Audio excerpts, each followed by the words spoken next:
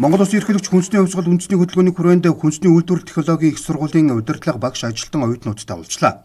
1965 онд хүнсний үйлдвэрийн техник мэргэжлийн сургууль байгуулагдсан нь хүнсний үйлдвэрлэл технологийн их сургуулийн үндэс суурь болсон төвхтэй.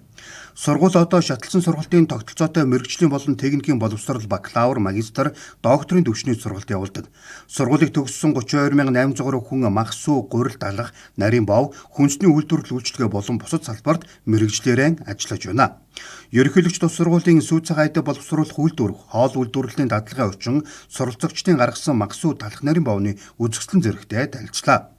Тэрбээр хүнсний хувьсгал үндэсний хөтөлбөрөнд нэгдэн 900 гаруй үйлдвэр аж ахуйн нэгжийн мэргэжилтэй ажилтан техникч технологичоор хангаж байгаа сургуулийн удирдлага хамт олон төгсөгч суралцагчдад талархал илэрхийлсэн байна.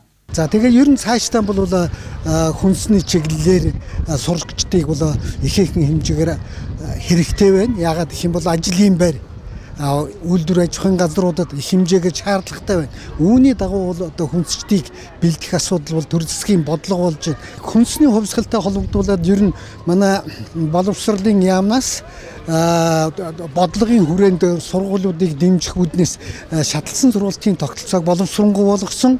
Үүнтэй холбогдуулаад хүнсний технологийн сургууль маань техник мэргэжлийн сургуулиас хүнсний үйлдвэрлэл технологийн их сургууль болон хөгжсөн. Энэ бол төрийн бодлогын хүрээнд шатлсан сургалтыг дэмжсэний ачаар цаашдаа бол энэ чиглэлийн судалгааны ажлуудыг улам ихээр хийхэд багш нарын эр зориг эрчимийг нэмэгдүүлж байна.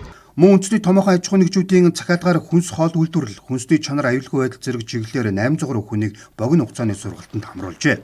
Ажиллангаа суралцангаа ажиллах боломж бүрдүүлэх зорилгоор хосолсон сургалт нэвтрүүлж, махан бүтээгдэхүүн, тоогооч, тоног төхөөрөмжийн засварчин, үйлдвэрийн техникч мэргэжлээр сургалт явуулж байна. Дээрх сургалтанд 120 орчим хүн хамрагдаж байгаа бөгөөд энэ жил 33 нь төгсөн гарчээ.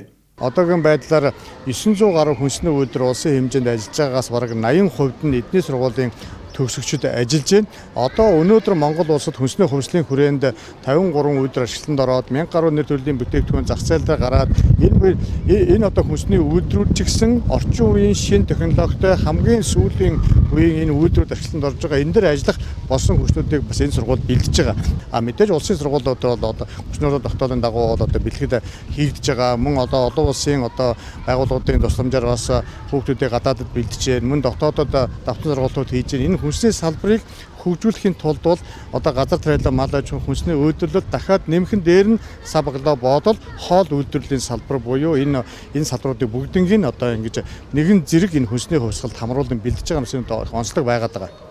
Сургуулийн мах сүү боловсруулах үйлдвэр, нарийн бовны цэг, хаамл дүүргийн цэцэрлэг сургуулийн үдий хоол, үдийн цаг хөтөлбөрт бүтээгдэхүүнээ тогтмол нийлүүлдэг.